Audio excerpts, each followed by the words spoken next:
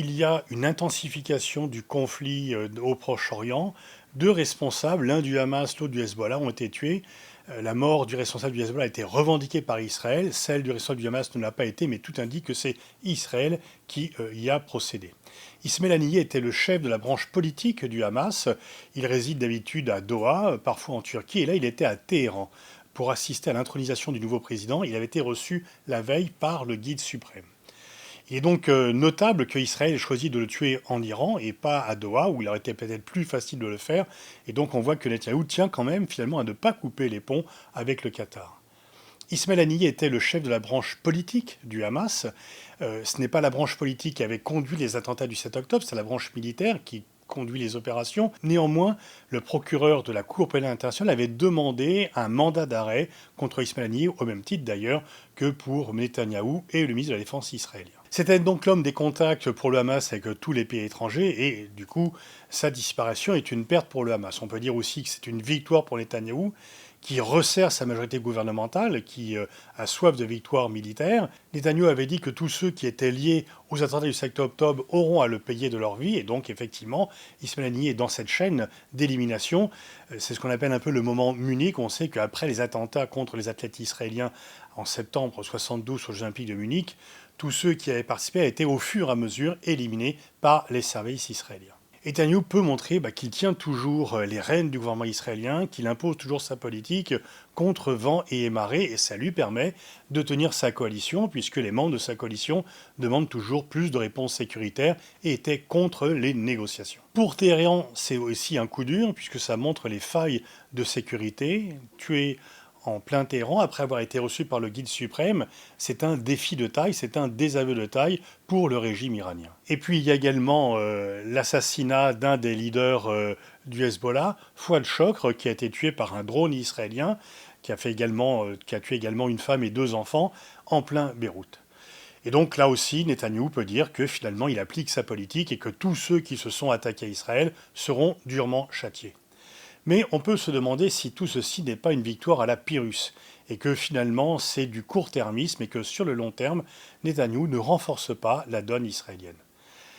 Les Occidentaux et États-Unis en tête avaient demandé à Israël de ne pas frapper Beyrouth pour éviter une intensification, une extension du conflit au Liban. Netanyahou a montré une fois encore qu'il ne tenait pas compte de ces avertissements, qu'il ne tenait pas compte des conseils, y compris des États-Unis. Netanyahou prend le risque assumé de distendre encore un peu plus les relations avec Joe Biden, mais également avec Kamala Harris, qui, elle, est encore plus sévère par rapport à lui que l'était le président en titre américain. Et donc c'est le choix clair de jouer sur une victoire de Trump qui lui donnerait les coups des franches, parce que là, si Kamala Harris était élue en novembre, cela effectivement serait une pierre de plus dans le jardin des relations entre la nouvelle présidente et l'actuel Premier ministre. Le Hezbollah ne pourra pas ne pas réagir à cela, c'est toujours la peur d'une extension de la guerre au Liban qui serait un carnage.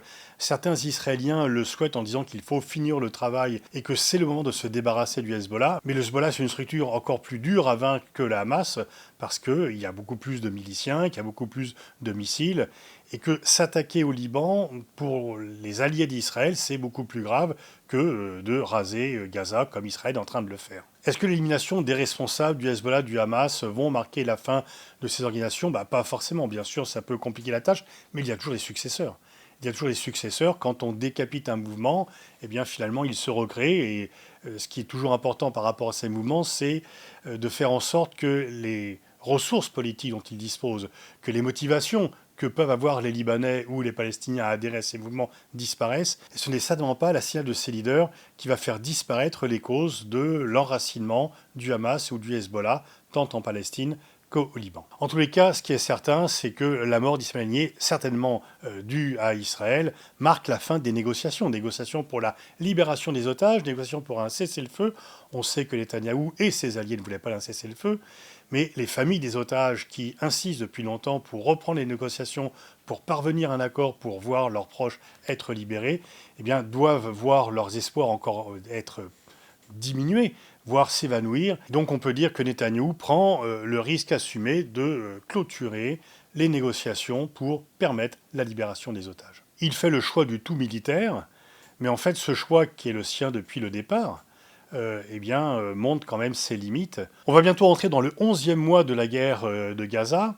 Alors si Gaza est entièrement détruite, si le nombre de morts augmente chaque jour, s'il y a des risques d'épidémie de polio, des risques de famine, d'approvisionnement en eau, et que donc les Gazaouis souffrent, eh bien l'éradication du Hamas, qui était le but de Netanyahou, n'est pas atteint, et la libération des otages, on peut dire que la mort d'Ismaël Haniyeh referme ce chapitre.